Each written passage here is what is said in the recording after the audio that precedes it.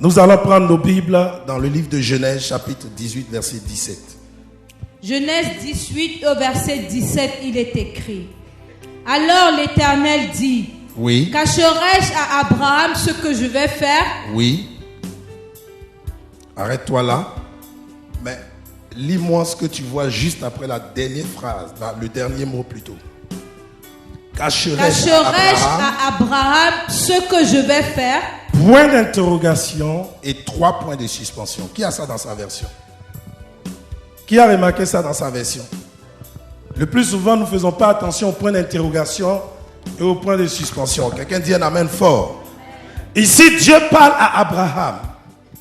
Et Dieu, reste là ma fille, parce que ma tablette a un problème. Dieu parle à Abraham et Dieu lui dit, cacherai-je quelque chose à Abraham? Avec un point d'interrogation.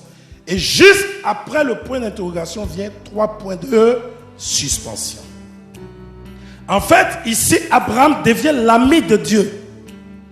Abraham devient l'ami fidèle du Seigneur.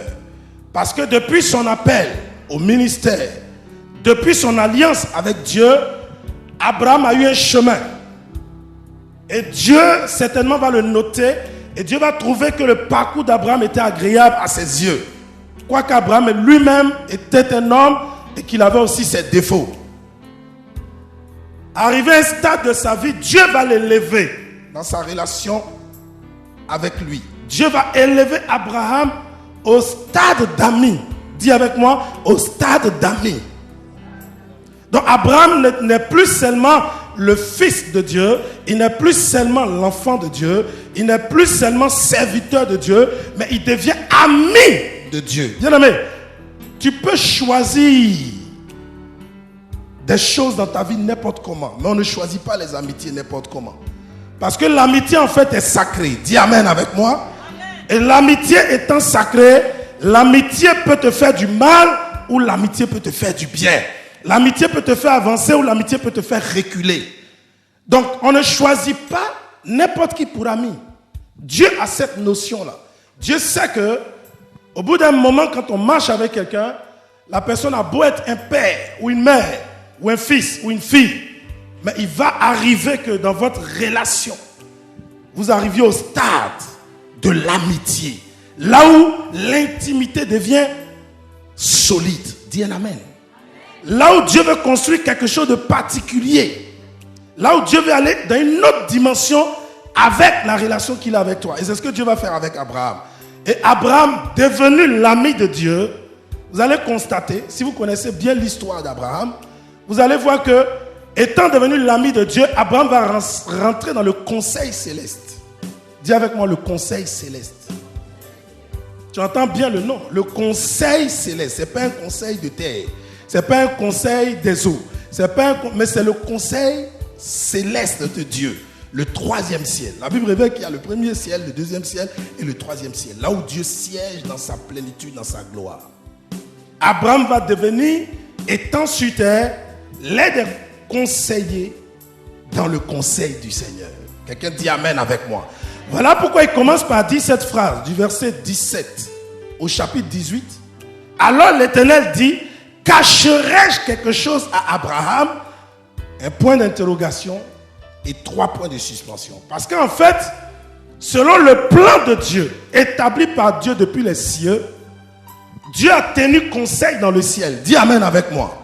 Et quand Dieu a tenu conseil dans le ciel, Abraham étant sur terre n'était pas présent dans le ciel. Alors Dieu a demandé l'avis de tous les conseillers célestes qui sont au service de Dieu. Et quand Dieu finit de prendre l'avis de tous, Dieu descend sur terre, il vient en théophanie, ça veut dire Dieu prend forme humaine et il descend sur terre. L'une des rares fois où Dieu va descendre en Dieu le Père, Dieu le Fils, Dieu le Saint-Esprit, parce que si vous lisez le chapitre 18 de Genèse, vous allez voir que Abraham a reçu la visite de 3 hommes. Donc 3 visiteurs. Le premier représentait le Père, dit Amen. Le deuxième représentait le Fils, Jésus-Christ, dit Amen. Le troisième représente le Saint-Esprit, dit Amen. C'est l'une des rares fois où vous allez voir que l'ange de l'Éternel prend forme humaine, mais au lieu de venir en tant qu'un seul homme, Mais là, il vient en tant que 3 hommes. Parce qu'il voulait avoir la vie d'Abraham. Quelqu'un dit amen avec moi. Il voulait avoir la vie d'Abraham. Parce qu'Abraham n'était pas n'importe qui. Abraham est devenu grand devant Dieu, grand devant les hommes, grand devant sa famille, à cause de sa relation avec Dieu, à cause de son alliance avec le Seigneur. Et donc Dieu va lui donner d'évoluer dans sa marche avec Dieu. Il devient l'ami de Dieu, d'où Abraham siège dans le conseil du Seigneur. Donc quand Abraham dit, il entend Dieu dire plutôt, cacherait quelque chose à Abraham, Dieu est en train de lui dire en d'autres mots, je ne peux pas tenir un conseil. Je vais finir le conseil dans le ciel et quand je viens sur la terre, je te cache ce que le conseil a décidé. Je ne peux pas te cacher ce que le conseil a décidé. Voilà pourquoi je dis, cacherai-je quelque chose à Abraham? Point d'interrogation et 3 points de suspension. Je vais vous révéler les 3 points de suspension, ce que ça veut dire. Alors dans la conversation de Dieu avec Abraham, Dieu va passer à autre chose. Il finit de lui dire, cacherai-je quelque chose à Abraham? Et il passe à autre chose, après les 3 points de suspension. Il dit, je vais aller voir Sodome et Gomorrhe. J'ai entendu un cri qui est monté concernant leur vie. Et si ce cri-là s'avère être vrai, qu'ils sont dans le péché, je vais agir. Mais s'ils ne sont pas dans le péché, selon le cri que j'ai entendu, j'épargnerai, je sauverai Sodome et Gomorrhe. C'est là que Abraham va rentrer dans une phase d'intercession pour qui? Son neveu Lot. Quelqu'un dit amen avec moi? Pour son neveu Lot. Mais suivez-moi très bien. Abraham s'est dit peut-être que quand Dieu lui a dit cacherai-je quelque chose à Abraham, peut-être qu'il parlait de ce qu'il allait faire à Sodome et Gomorrhe. Dieu ne parlait pas de ce qu'il allait faire à Sodome et Gomorrhe. Dieu ne parlait pas de ça. Mais Dieu parlait de toute autre chose que nous allons découvrir. Allons dans le livre de Genèse, chapitre 18 encore. Plutôt le chapitre 22. Sautons, laissons les autres versets. À cause du temps, je ne vais pas les utiliser. Allons au chapitre 22. Tu vas me lire le verset 1 à 2. Genèse 22, verset 1 à 2, il est écrit. Oui. Après ces choses, Dieu mit Abraham à l'épreuve et lui dit, Abraham, et il répondit, me voici. Dieu dit, prends ton fils, ton unique, celui que tu aimes, Isaac. Va-t'en au pays de Morija et là offre-le en holocauste sur l'une des montagnes que je te dirai. Oui. Jusqu'au verset 2, tu t'arrêtes là. C'est bon? Vous voyez ici, au chapitre 22, bizarrement, Dieu marche avec Abraham. Les deux sont devenus amis. Il lui a dit auparavant au chapitre 18, cacherai-je quelque chose à Abraham? Dans leur marche, ils vont vivre des années. Arrivé au chapitre 22, Dieu change la vitesse. Dieu lui dit, prends ton fils, ton unique là, celui que tu aimes, et puis va me l'offrir sur une montagne en holocauste. C'est ça là que Dieu ne voulait pas cacher à Abraham. Quelqu'un dit un amen fort. Je vais te révéler ce qui est dedans. Dis, prêche la parole. Abraham a fait quoi pour que Dieu lui demande son enfant? Abraham a-t-il péché? C'est le sang de son enfant qui va laver son péché. Abraham a-t-il manqué une famille? Abraham a-t-il fait des dégâts quelque part? Pourquoi, de façon subite, tu me demandes mon enfant? Pourtant, il y a des animaux qui sont purs que tu peux prendre. Je ne comprends pas. Parce que lisez la vie d'Abraham, vous allez voir que Abraham marchait avec Dieu. Ce n'était pas les autels qu'Abraham n'avait pas bâtis pour Dieu. Dis un amen. Ce n'était pas des autels que Dieu n'avait pas reçus de la part d'Abraham. Abraham a bâti autant d'autels. Des autels pour des dons. Des autels pour honorer le nom de Dieu. Des autels pour qu'Abraham demande pardon à son Dieu. Il a fait toutes sortes de sacrifices. Mais c'est comme ces sacrifices ne suffisaient pas. Dieu lui dit, je veux ton enfant, ton unique. Parce qu'en fait, ce qu'Abraham ne savait pas, dans le conseil céleste, quelque chose avait été arrêté. Dis un amen avec moi. Pour le plan de l'humanité que Dieu a dessiné, pour ce que Dieu a prévu faire pour l'humanité, Dieu lui-même devait donner son fils unique. Et décision avait été prise dans le ciel que Dieu donnerait son fils unique. Mais Dieu voulait voir si Abraham était de ce même avis. Il faut dire un amen avec moi. Dieu voulait voir, en éprouvant Abraham, si Abraham sera en mesure agir comme un conseiller du ciel. Parce que tous les conseillers du ciel, lorsque Jésus lui-même a dit, Père, après la réunion, je suis prêt à me livrer moi-même en tant que l'agneau immolé pour que l'humanité soit sauvée, tout le conseil a approuvé.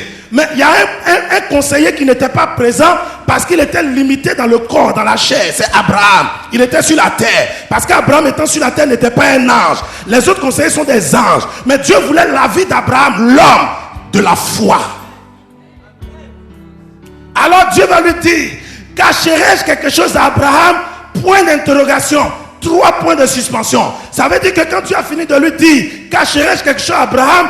Dieu a suspendu le débat. Dieu est passé sur l'affaire de Sodome et Gomorrhe. Dieu est passé dans d'autres faits de la vie d'Abraham. Dieu est passé dans d'autres activités de la vie d'Abraham. Jusqu'à ce que les 3 points de suspension que Dieu avait mentionnés dans ce verset-là, Dieu s'en souvienne. Et qui disent à Abraham, concernant, tu te rappelles des 3 points de suspension dont j'ai parlé après ma question en te disant, cacherai quelque chose à Abraham? Les 3 points de suspension sont d'actualité aujourd'hui. Prends-moi ton fils, au chapitre 22, et va me l'offrir. Abraham est choqué. Quelqu'un dit un amen fort. Jésus est déjà dans l'Ancien Testament. Dis un amen. Quand Abraham est revenu de la conquête des rois et qu'il a fait le paiement de la dîme à Melchisédek. Même Melchisédek là, la Bible dit Melchisédek était le sacrificateur de qui? Du Dieu très haut. Mais c'est Jésus-Christ. Abraham avait déjà vu Jésus-Christ, mais sous une autre forme. Quelqu'un dit un amen avec moi? Jésus-Christ était déjà présent dans l'Ancien Testament. Vous voyez? Et la Bible dit que quand Abraham va lui payer la dîme, Abraham va donner la dîme au sacrificateur du Dieu très haut, c'est-à-dire la dîme à Jésus, pour le Dieu très haut qui est le Père. Donc déjà, Dieu le Père, Dieu le Fils là, ils sont déjà présents dans l'Ancien Testament. Dis un amen fort. La Bible dit que certaines personnes recevaient l'Esprit de Dieu de façon momentanée dans l'Ancien Testament. Pour Samson, l'Esprit l'agitait. Pour Josué, il a reçu un esprit de sagesse de la part de Moïse. Donc vous voyez que le Saint-Esprit déjà sévissait dans l'Ancien Testament. Donc ne croyez pas que le ministère du Père ou le ministère du Fils ou le ministère du Saint-Esprit commence que dans le Nouveau Testament. Non. Depuis l'aube des temps, Dieu est présent sous 3 formes, sous 3 manifestations différentes. Dis un amen fort. Le Père est là pour te donner sa paternité. Le Fils est là pour te donner sa fraternité. Et le Saint-Esprit est là pour te donner son soutien. Depuis l'aube des temps, Abraham avait le soutien de Dieu. Vous comprenez un peu? Donc, la Bible dit ici que Abraham va obéir.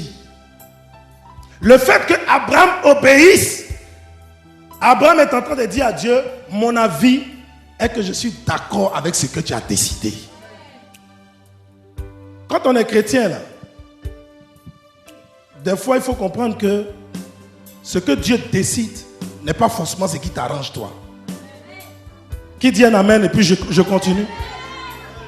Souvent on vient, on vous dit des messages. Il y a des gens, quand on leur prêche certains messages, ils sont fâchés. Ils disent, mais le pasteur est en train de m'insulter.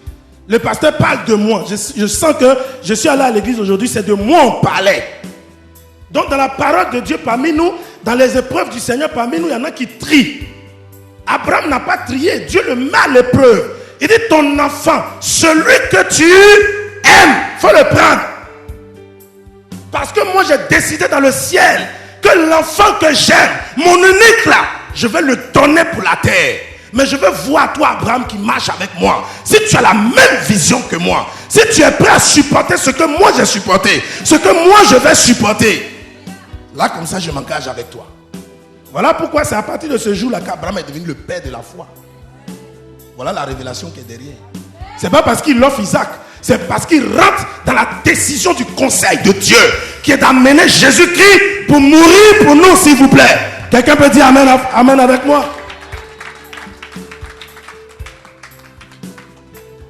Lisons les versets suivants. Regardez le verset de Matthieu chapitre 3 verset 17. Retenez cette phrase où Isaac est le fils. Il faut reprendre le verset avant d'aller à Matthieu 3 là. Oui, reprends le verset 2 là, s'il te plaît. Dieu dit. Dieu dit. Prends ton fils. Prends ton fils. Écoutez bien la phrase de Dieu. Prends ton fils. Ton unique. Ton unique. Celui que tu aimes. Celui que tu aimes. Isaac. Quelqu'un dit un amen avec moi? Ton unique. Celui que tu aimes. Ça annonce Jésus-Christ. Amen. Regardez ce que Dieu va dire au sujet de Jésus dans Jean chapitre 5, verset 17. On va lire Matthieu plutôt, chapitre 3, verset 17. Matthieu, chapitre 3, verset 17. Après son baptême. Matthieu 3, verset 17. Après son baptême, le baptême qu'il a reçu de Jean-Baptiste. Matthieu 3, verset 17, il est écrit. Oui. Et voici.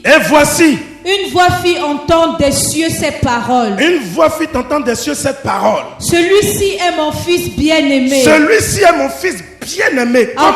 Comme au temps d'Abraham. Où Dieu lui dit, prends ton unique, ton fils, celui que tu aimes. Pourtant Abraham avait dit à un autre enfant, Ismaël. C'est bizarre. C'est si comme Dieu c'est un menteur. C'est si comme Abraham n'a pas deux fils. Abraham il a déjà deux fils. Mais Dieu sait que il y a un mystère autour des deux fils. Dis un amen avec moi. Dans ce mystère qui est autour des deux fils, il y a un qui va être l'ancêtre de Jésus-Christ. Et puis il y a un qui va être l'ancêtre d'un autre peuple. Relis la phrase. Et voici, une voix fit entendre des cieux cette parole. Celui-ci est mon fils bien-aimé. En qui j'ai mis toute mon affection.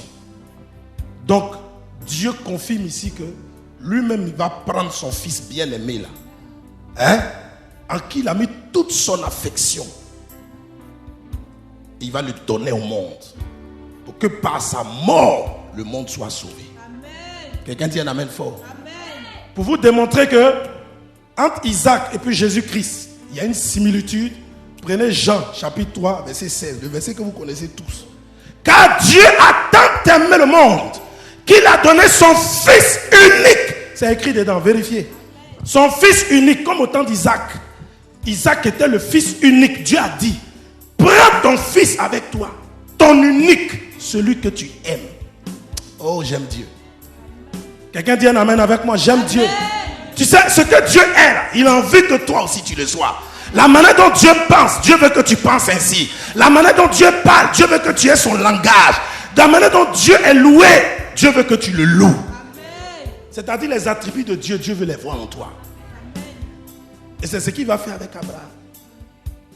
Il dit, ton enfant, ton unique, celui que tu aimes, qui se complète à ce verset de Jean chapitre 3 verset 16 qui dit Dieu a tant aimé le monde qu'il a donné son fils unique afin que quiconque croit en lui ne périsse point mais ait la vie éternelle.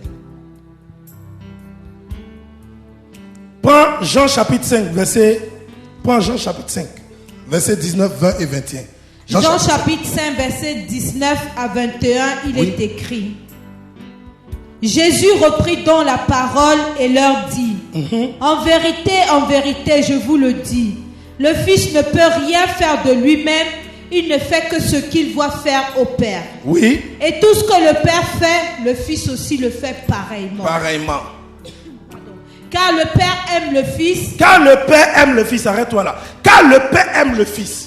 Le Fils ne peut rien faire de lui-même. Isaac ne pouvait rien faire de lui-même. Isaac ne pouvait pas s'offrir lui-même. Il fallait que Dieu parle à son père Abraham pour lui dire prends-le, va l'offrir. C'est comme ça que Jésus-Christ ne pouvait rien faire de lui-même tant que le Père Céleste n'avait pas donné l'ordre à Jésus de venir mourir.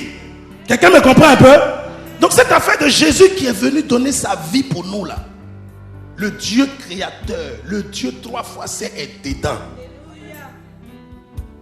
Que les gens arrêtent de dire que Dieu est ici, Dieu est là-bas. Dieu est là où Jésus-Christ est. Dieu n'est pas là où Jésus-Christ n'est pas. Dis un amen fort avec moi. Là où Jésus est glorifié, c'est là que le Père est. Il y en a qui vont jusqu'à blasphémer pour dire que Dieu n'a pas de fils. Dieu a un fils, je suis désolé pour toi. Et son fils là, il est unique.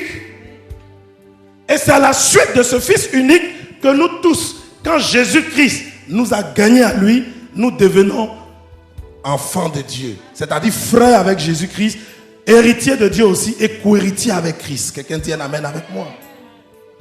Je suis venu vous dire ce soir que l'Holocauste que Dieu a demandé à Abraham d'aller accomplir en donnant son fils, ça annonçait déjà que Dieu lui-même va donner son fils. Ça annonçait déjà que le plan de Dieu était tel. Voilà pourquoi il lui dit, cacherai-je quelque chose à Abraham? Dieu ne peut pas te cacher quelque chose quand tu es dans sa volonté. Quand Dieu voit que tu as une foi ferme, quand Dieu voit que tu as une foi résolue, quand Dieu voit que tu es un homme engagé, il y a des mystères qui se tiennent dans le ciel, mais Dieu va te donner une partie de pouvoir la comprendre. Tu vas comprendre certains mystères à cause de la relation que tu auras avec ton Dieu. Quelqu'un dit un amen fort avec moi. Soyez des gens qui parlent plus avec Dieu, parlez plus avec Dieu, parlez moins avec les hommes. Parlez plus avec Dieu, parlez moins avec les hommes. Chantez plus avec Dieu, chantez moins avec les hommes. Promenez-vous plus avec Dieu au lieu de vous promener avec des hommes. Nous les hommes, on ne peut rien pour vous. On ne peut rien pour vous. Pour qu'on puisse quelque chose pour vous là, il faut que Dieu nous utilise. Si Dieu ne nous utilise pas, c'est qu'on se sert nous-mêmes. Quelqu'un dit un amen? On se sert nous-mêmes. On veut faire du tape à l'œil devant les gens. On veut avoir une grande église. On veut montrer qu'on est le meilleur pasteur. Dieu s'en fout de tout ça. Dieu, son plan là, c'est de savoir qui est sauvé, qui doit être sauvé, qui doit être pardonné, qui doit être béni, qui doit être délivré. Parce que Jésus-Christ est mort pour cette affaire. Ce n'est pas un jeu, ce n'est pas de l'amusement. C'est un plan que Dieu a conçu depuis Abraham, depuis le père de la foi. Ce qui fait qu'aujourd'hui, tous ceux qui meurent en Christ, ils se retrouvent dans le sein d'Abraham.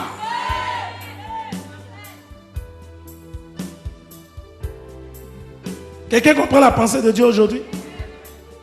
Donc cette affaire de Jésus doit donner sa vie là. Ça n'a pas commencé avec Marie. Ça n'a pas commencé avec l'ange qui est venu parler à Marie que tu seras enceinte. C'est une affaire qui date de depuis longtemps. C'est une affaire même du jardin d'Éden. Avant le jardin d'Éden. Parce que laissez-moi vous dire que rien ne peut se produire sur la terre si Dieu lui-même ne donne pas son accord. Adam et Ève ne pouvaient pas chuter si Dieu n'avait pas donné son accord. Si Adam et Ève n'avaient pas chuté, Jésus-Christ n'allait pas être révélé. Pour que Jésus-Christ soit révélé, il fallait qu'il y ait un mouvement dans le jardin d'Éden. Vous pensez que Satan il est fort? Satan n'est pas fort. Si Dieu a autorisé sa rébellion, c'est parce que Dieu voulait révéler Christ à la création. La création ne connaissait pas Jésus. Alors comme Dieu a vu que la création ne connaissait pas Jésus, un père, il est fier de son fils. Un père qui aime son fils, il est fier de son fils.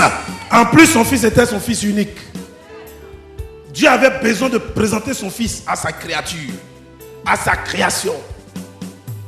Voilà pourquoi on appelle cela la souveraineté de Dieu. Et dans la souveraineté de Dieu là, il y a la volonté permissive du Seigneur. Ça veut dire que Dieu dans sa volonté peut permettre que le diable ait le dessus un moment. Ce n'est pas pour tout le temps, c'est pour un temps. C'est pour un temps, des temps fixés par un temps. Sinon ce n'est pas pour tout le temps. Et quand le diable finit de travailler, Dieu le réparateur, il vient pour tout arranger. Quelqu'un dit un amen avec moi? Parce qu'il y a des gens qui disent, si Dieu est fort, pourquoi Satan s'est rébellé? Mais quand Satan s'est rébellé là, je vous ai expliqué ça ici un jour. Il n'a jamais eu l'occasion de batailler avec Dieu, contre Dieu. C'est avec l'ange du Seigneur. Qui me dit le nom de cet ange? Qui me dit le nom de cet ange? Vous ne connaissez pas? Ange Michael. C'est lui qui est venu dire, mais toi là-haut, toi Satan, toi et moi on est la même chose ici. Parce que Dieu t'a élevé un peu, tu veux prendre la place de Dieu, tu provoques le Dieu créateur. Bon, il m'a envoyé pour qu'il règle ça avec toi. Parce que le temps tu es arrivé devant lui là, mais toi tu es un plaisantin. Quelqu'un dit un amen avec moi? Donc c'est une affaire où Satan a perdu face à des anges. Satan n'a jamais combattu directement contre Dieu. Il ne peut pas. Parce que s'il combat contre Dieu, il ne restera plus rien de lui. Mais il combat contre Dieu par des voies intermédiaires. Voilà pourquoi quand le diable veut combattre contre Dieu, il t'attaque toi. Parce qu'il sait que Dieu t'aime. Il m'attaque moi parce qu'il sait que Dieu m'aime. Et il sait que quand on a attaqué nous, que Dieu aime, Dieu dans son cœur là-bas, il a mal. Quelqu'un dans la vision ce soir? Isaac. Maintenant pourquoi? Nous allons comprendre ce mystère d'affaire de Genèse là. Allons au Genèse chapitre 22. Verset 9 à 12. Vous allez comprendre pourquoi Dieu dit qu'il ne veut plus le sang d'Isaac. Parce que toi, Dieu, tu t'amuses ou quoi? Ou bien toi, tu es devenu un Dieu de, je ne sais pas, de l'amusement ou de la plaisanterie. Non, Dieu ne plaisante pas. Parce que cette affaire avec Abraham, des fois, ressemble à la plaisanterie, mais ce n'est pas de la plaisanterie. Lui-même, le même Dieu dit, offre-moi ton fils, ton unique, celui que tu aimes. Abraham va, il est résolu, il veut le faire. Dieu dit, arrête, il faut arrêter. Il faut lire. Genèse 22, versets 9 à 12, il est écrit. Oui. Lorsqu'ils furent arrivés au lieu que Dieu lui avait dit, Abraham y éleva un autel et rangea le bois. Il lia son fils Isaac et le mit sur l'autel. Il lia son fils Isaac et le mit sur l'autel. Par-dessus le bois. Par-dessus le bois. Puis Abraham étendit la main et prit le couteau pour égorger son fils. Oui. Alors l'ange de l'Éternel l'appela des cieux et dit, Abraham, Abraham, et il répondit, me voici. L'ange dit, n'avance pas ta main sur l'enfant et ne lui fais rien. Car je sais maintenant que tu crains Dieu et que tu ne m'as pas refusé ton fils, ton unique. Amen. Ici, Dieu vient de constater que Abraham ne lui a pas refusé son fils, son unique. Ça veut dire en d'autres mots que Abraham est d'accord pour le conseil qu'il y a eu dans le ciel, comme quoi il est partant pour que Jésus-Christ, fils unique de Dieu, vienne sur terre pour se donner pour toutes les générations. Je vais vous dire quelque chose. Quand le Seigneur sait qu'il fait des choses et qu'elles sont de lui, elles sont bonnes, et que vous les enfants de Dieu vous demandent de faire la même chose quand vous ne voulez pas, vous ne faites pas partie du conseil de Dieu. Vous ne faites plus partie de la pensée de Dieu. Laissez-moi vous dire, souvent nous disons, non, je suis une personne, tu me frustres, je suis une personne, tu m'as blessé. Mais Dieu est d'abord une personne avant que toi tu ne sois une personne. Il était déjà une personne lorsque tu n'existais pas. Dis un amen fort. Non, répondez-moi. Dites-moi. Parce que la Bible dit nous sommes créés à l'image de Dieu. Et selon quoi? Ça ressent. Donc si Dieu est une personne, voilà pourquoi nous-mêmes nous sommes une personne. Donc les sensations que tu as en toi là, Dieu les ressent aussi. Quand on te dit viens chanter pour Dieu, tu ne veux pas. Tu as frustré Dieu. Quand on dit viens prêcher la parole, tu dis non, mes problèmes, je ne mange pas, c'est difficile. Tu as frustré Dieu.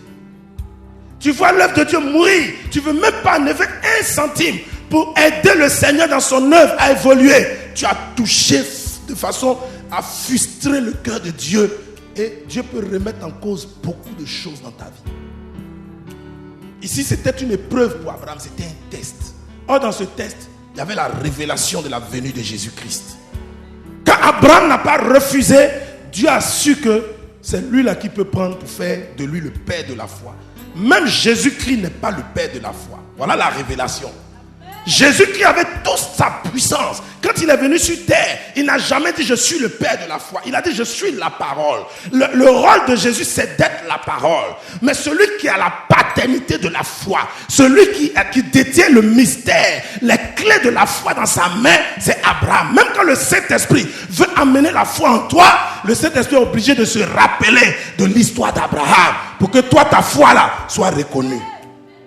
Voilà pourquoi la Bible dit que Abraham serait source de bénédiction pour toutes les familles de la terre.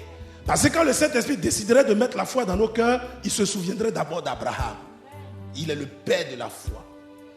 Toi qui es chrétien qui ne le sais pas, il y a un lieu que Dieu appelle le Saint d'Abraham. Tous ceux qui meurent, qui ont marché sous la houlette de l'Éternel, jusqu'à ce jour qui marchent avec l'Éternel, quand ils meurent, le temps d'attendre le jugement, où le Seigneur va ramener les morts à la vie, pour qu'on ait au jugement. Quand Dieu, nous qui sommes chrétiens, quand nous mourrons, nous allons dans un endroit que Dieu a appelé le Saint d'Abraham. C'est un endroit aménagé où les saints, nous qui avons la foi, pas parce que tu n'es pas saint parce que ta vie est correcte, tu es saint parce que tu as la foi comme Abraham. Dis amen avec moi. Nous attendons dans ce lieu-là. Ça porte le nom d'un seul homme, Abraham. Abraham n'est pas n'importe qui. Son alliance avec Dieu était prophétique. Ce n'était pas une alliance qui se limitait seulement qu'à lui. Quelqu'un dit un amen avec moi? Voilà pourquoi quand vous êtes en alliance avec Dieu, ne pensez pas que parce que vous êtes en alliance avec Dieu, ce que Dieu vous a donné comme onction dans l'alliance qu'il a avec vous est seulement pour vous. Ce n'est pas seulement pour vous. C'est pour les autres qui sont autour de vous. Ça commence dans votre famille, ça termine dans la rue. Dis amen avec moi. Il a dit, crois au Seigneur Jésus et tu seras sauvé, toi et ta famille. Quelqu'un dit un amen. Donc, bien aimé, ce que je veux dire à quelqu'un ce soir, Jésus-Christ est le nouvel Isaac. Parce que le sang d'Isaac là ne pouvait pas sauver l'humanité. Vous comprenez maintenant? Le sang d'Isaac ne pouvait pas sauver l'humanité. Là, le fait qu'Abraham accepte, c'était bon. Mais Dieu a vu ça juste comme son oui dans l'épreuve, dans le test. Et Dieu dit, lui là, on peut tourner avec lui. Je peux aller très loin avec lui, sur des générations. Son nom peut être cité dans tout ce que je vais dire à mes enfants. Voilà pourquoi quand Dieu parle au peuple d'Israël, il dit, je suis le Dieu de votre père Abraham, père Isaac et père Jacob. Il cite le nom d'abord d'Abraham. Tu ne vas pas entendre le nom d'Adam. Viens, amène avec moi. Tu ne vas pas entendre le nom de Nemrod. Tu ne vas pas entendre le nom de Noé. Des gens qui ont vécu peut-être avant Abraham ou après Abraham. Le nom d'Abraham d'abord. Parce qu'il fut l'un des premiers hommes à qui Dieu révèle son intention d'amener son fils unique. Et Abraham a réussi à reconnaître le plan de Dieu. Or, avec Adam, quand Adam a péché, Adam n'avait pas de vêtements, il était nu. Mais comment Adam a su qu'il était nu, c'est à cause du péché. Et Dieu, Adam est parti se faire des vêtements en choses, comment on appelle ça? Avec des feuilles, tout ça, lui et sa femme. C'est Dieu lui-même qui est venu, qui lui a donné des vêtements en peau de quoi? En peau d'animaux. Mais les animaux là, ou bien l'animal que Dieu a pris pour confectionner les vêtements là, où Dieu l'a enlevé. Melchisédek était déjà là. Il y a eu un sacrifice. Dieu a créé le sacrifice et puis c'est la peau des animaux là. Dieu a pris pour venir coller ça à leur peau pour que le pardon soit désormais dans leur chair. Le pardon de Dieu soit désormais dans leur chair. Mais Adam n'a pas reconnu en cette grâce que Dieu lui a faite que Jésus-Christ allait venir bientôt pour mourir. Mais Isaac, par son holocauste, Abraham a reconnu que ici là, il s'agit de Jésus-Christ. Donc Dieu, je suis d'accord avec toi. Ton plan est mon plan. Ta volonté est ma volonté. Quelqu'un peut le dire ce soir. Dis avec moi, Seigneur, ton plan est mon plan. Ta volonté est ma volonté. Ta volonté est ma volonté. Je n'entends pas. Oublions souvent nos volontés. Parlons de la volonté de Dieu. Ce que Dieu veut pour nous, pour son église, pour son œuvre, pour toi, pour les autres. Il faut penser à ça. Amen. Pour terminer, nous allons lire ces versets-là. Prends Jean chapitre 12, versets 23 à 24. Fais vite, Jean chapitre 12, versets 23 à 24.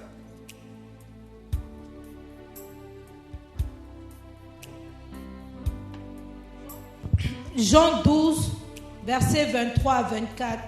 Il est écrit, Jésus leur répondit, l'heure est venue où le Fils de l'homme doit être glorifié. Oui. En vérité, je vous le dis, si le grain de blé qui est tombé en terre ne meurt, il reste seul, mais s'il meurt, il porte beaucoup de fruits. Jésus rentre à Jérusalem, une entrée triomphale. Tout le monde l'acclame, tout le monde est dans la joie, tout le monde est dans l'émotion festive, tout le monde veut fêter. Parce que c'est la période de la Pâque qui rappelle ce qui s'est produit en Égypte. Jésus vient, il casse le rythme. Pendant que tout le monde est dans la joie.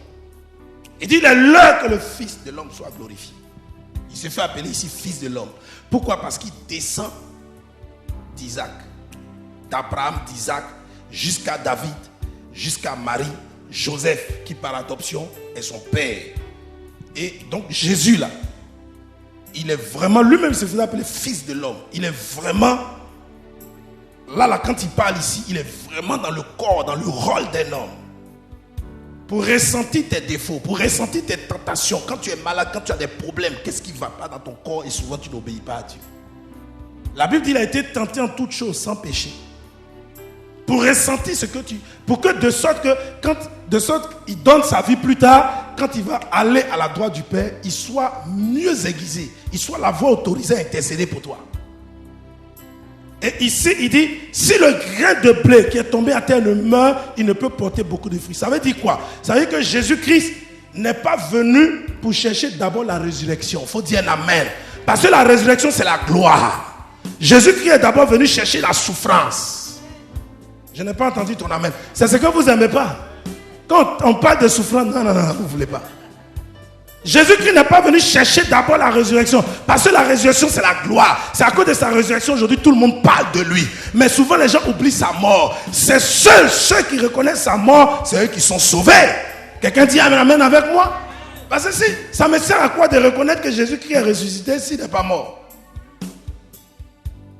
Parce que dans l'affaire de Jésus qui est ressuscité, il n'est pas mort là. Ils nous ont enseigné que Jésus là, ils l'ont échangé. Ce n'était pas lui qui est mort. C'est quelqu'un d'autre qui a pris sa place et puis ils l'ont échangé. Vous allez voir des documentaires, on va vous dire Jésus a marié Marie de Magdala, tout ça. Vous mettez des enseignements bidons dans votre esprit pour vous tromper. Jésus-Christ est mort. Dis un amen fort. Parce que dans la loi du spirituel, quand vous êtes agriculteur, vous prenez un grain de blé, vous le mettez en terre, le grain de blé doit mourir d'abord. S'il ne meurt pas, il ne va pas régénérer. C'est comme le phénix qui, une fois est consumé, à partir lui-même là, une fois qu'il est consumé, l'animal, le phénix, c'est comme un aigle. Quand il est consumé, à partir de ses cendres, il renaît. C'est un animal mystérieux. Toi, tu crois que tu l'as tué, tu l'as brûlé. Tu vois les cendres, mais devant toi, ces cendres commencent à se réunir. Et puis, ça s'attache les unes les autres. Et puis, tu vas fuir. Parce que ce que l'animal est en train de faire là, tu vas dire, mais ça n'existe pas. Le grain de blé qui est en terre meurt. Dis un amen. Quand il meurt, dans sa mort, il ressuscite. Et quand il ressuscite, il commence à bousculer la terre. Et il cherche voies et moyens pour sortir. Et quand il sort, il devient nombreux. Il dit, il va porter beaucoup de fruits. Ça veut dire que Jésus qui cherchait à mourir, la gloire dont Jésus parle, c'est sa mort. Il dit, c'est dans ma mort que je serai glorifié. Par ma mort que je serai glorifié. Parce que si je meurs, je vais sauver des vies. Donc Jésus-Christ est vraiment mort à la croix pour toi. Dis amen. Quand il est mort, sa résurrection s'est produite 3 jours après par le souffle du Père. Le Saint-Esprit œuvrant à la résurrection de Christ. Quand Christ est revenu à la vie, toi qui confesses son nom aujourd'hui comme Seigneur et Sauveur, tu es greffé à la vie de Jésus-Christ. Regardez, depuis plus de 2000 ans, le monsieur est mort. Toutes les personnes qui ont donné leur vie à Jésus, vous savez, nous sommes combien? Nous sommes des milliards. Il faut dire un amen très fort. Sur des générations, je vais dire. Parce que beaucoup sont décédés. Il était seul au départ, un grain de blé. Mais quand il est rentré en terre par sa mort, il est ressorti nombreux. Aujourd'hui, nous voilà, nous tous fils de Dieu. Celui qui est convaincu qu'il est fils de Dieu, il acclame très fort le Seigneur pour lui. Tu es béni. Tu es un enfant de Dieu béni. Dis amen. Tu es un enfant de Dieu béni. On va terminer par ce verset, Romains chapitre 1, verset 4 à 5. Romains chapitre 1. Romains 1, verset 4 à 5, oui. Il est écrit: déclaré fils de Dieu avec puissance, selon l'esprit de sainteté, oui. Par sa résurrection d'entre les morts, Jésus-Christ notre Seigneur. Amen. Déclaré fils de Dieu avec quoi? Puissance. Dans l'autre version, il parlait, avant de parler sa mort, il dit, il faut que le fils de l'homme soit glorifié. Ici, lui-même, il se donnait, dans le premier verset qu'on a lu, Jean chapitre 12, là, verset 23, il se donnait l'appellation de fils de l'homme. Mais ici, Paul lui donne l'appellation de qui? Fils de Dieu. Il faut dire un amen fort avec moi. Là, le côté homme a complètement disparu de lui. Parce qu'il a été déclaré fils de Dieu. De par quoi? Sa résurrection d'entre les morts. Donc, qu'est-ce qui ne va pas dans ta vie? Qu'est-ce qui est mort dans ta vie? Ou bien qu'est-ce que tu es mort ou tu es morte? Mets-toi sous la bannière de sa mort et de sa résurrection. Tes affaires, ta vie, tes années vont ressusciter. Dis amen. Ton foyer va ressusciter. Tout ce que tu cherches ressuscitera. Parce que rien n'est impossible à Dieu. Voilà pourquoi je dis, Christ est le Isaac crucifié. Parce qu'il y a 2 Isaacs dans la Bible. Il y a le Isaac qu'on a voulu donner en sacrifice. Ça, il le crucifié. Dans son affaire, là, il y a affaire de bois aussi. Jésus en son temps, il y a eu le bois aussi. La Bible dit, maudit soit quiconque est pendu au bois. Quand vous avez bien lu l'affaire de l'Holocauste d'Isaac, vous n'avez pas vu que Abraham le mettait au-dessus du bois. Parce que pour que Dieu agrée le sacrifice, il faut que toi, tu t'asseyes sur la malédiction. C'est-à-dire tu viens pour couvrir la malédiction. Jésus, en s'asseyant, en acceptant de monter à la croix, il prenait nos malédictions, nos problèmes, nos péchés. ton méchant cœur là, qui fait que tu fais du mal aux gens qui t'ont fait du bien. Tu pratiques la sorcellerie, tu es méchant. Il prenait tout ça sur lui. Pour que le jour où tu te répandes, qu'on ne dise pas il est trop tard, mais que tu sois quand même sauvé. Voilà pourquoi à la croix, il y a un monsieur qui n'a jamais vécu la vie chrétienne. Il n'a jamais été baptisé. Il n'a jamais eu d'église. Il n'a jamais eu de date de conversion avant la croix. Et quelque chose va se passer parmi les deux brigands là. Il dit, Seigneur, quand tu vas revenir dans ta gloire, souviens-toi de moi. Donne-moi une place là où tu vas. Jésus lui dit aujourd'hui, mais je te dis, tu es sauvé. Mais comment vous comprenez ça? Quelqu'un qui est sauvé tout de suite. Là, il est sauvé à cause de ce qu'il reconnaît que Jésus-Christ est en train de mourir. Là, Jésus n'était pas encore ressuscité. Jésus mourait comme lui. Mais dans la mort de Jésus, l'enfant là, le païen là, nous qui attaquons les païens, nous les minimisons, nous croyons que nous sommes mieux que les païens, les catholiques, les religieux. Faites attention, nous serons surpris au dernier jour. Parce que Dieu a plein de ses enfants là-bas, parmi les païens là. Dieu a ses enfants. Parmi les catholiques, Dieu a ses enfants. Parmi les orthodoxes, Dieu a ses enfants. Dis un amen. Les évangélistes sont trop orgueilleux. Évangéliques, orgueilleux. Quand nous sommes sauvés net, nous pensons que nous sommes mieux que les autres. Jésus a dit, si nous nous aimons, c'est en cela que le monde entier reconnaîtra que nous sommes vraiment envoyés de lui. Mais on n'arrive même pas à s'aimer. Comment ils peuvent reconnaître que nous sommes vraiment de Dieu? Voilà là le problème. Christ est mort pour toi. Christ, le nouvel Isaac, dis amen. Jésus-Christ, l'Isaac crucifié. Isaac d'Abraham, là, Dieu a dit non, je ne le veux pas. Son sang ne fut pas pur comme celui de Jésus. Mais le sang de Jésus est le sang le plus pur. Je veux qu'on se tienne debout. Comme jamais tu l'as fait. Tiens-toi debout, Tiens-toi debout. On va, je ne sais pas, on va faire quelque chose pour dire merci à Jésus. Et je vais prier pour vous en quelques minutes seulement. Et on va passer à la prise de la Sainte Seine. On va faire nos offrandes et nous allons manger. Aujourd'hui, là, oublions nos problèmes. Quelqu'un dit amen avec moi. Tu es venu, non, je suis malade, je veux qu'on prie pour moi. Si tu le loues, tu seras guéri. Si tu manges tout à l'heure à son honneur, tu seras guéri. Quand tu vas prendre le repas saint, tu seras guéri. Dis amen. Aujourd'hui, on va s'oublier, nous tous. On est venu ici pour un seul homme. Sinon, moi, je ne porte pas ce genre de vêtements-là. Mais à cause de lui, j'ai dit, je mets ça. Je mets ce vêtement pour lui dire merci pour la vie qu'il m'a donnée. Quelqu'un dit un amen fort. Je lui dis merci pour lui dire, je n'ai même pas dormi la nuit. J'ai dit à ma femme, j'arrive pas à dormir. Là, voilà. J'ai dit, chérie, mais je ne sais pas ce qui m'arrive. J'arrive pas à dormir. En fait, pour le chrétien, la Pâque, là, c'est la plus grande fête. Parce que c'est là qu'il y a notre salut. Jésus n'est pas mort aujourd'hui, ou hier ou avant-hier. Il est mort il y a plus de 2000 ans. Mais chaque jour, sa mort et sa résurrection est d'actualité. Donc quand je sens que déjà on est dans une période d'anniversaire pour la mort de mon Seigneur, oh Seigneur Jésus-Christ, quelque chose se passe dans mon corps, je ne sais plus quoi dire, j'ai envie de le louer, j'ai envie de le glorifier, je veux jouer le foot pour Jésus. Fils, il faut mettre un beat là, il faut mettre un truc. Le truc, voilà, comme. Il y a des chants qui sont là, venez nous aider. 1, 2, 3, acclame très fort. En signe de reconnaissance, c'est pas grave. En signe de reconnaissance, ce que le Seigneur Jésus-Christ a fait. Acclame très fort son nom. Acclame très fort son nom. Gloire à toi Jésus. Merci pour la vie. Merci pour le souffle de vie. Merci Seigneur. Merci pour le salut de l'humanité. Oh Jésus. À toi la gloire. À toi la gloire, Seigneur. Parce que tu es vivant.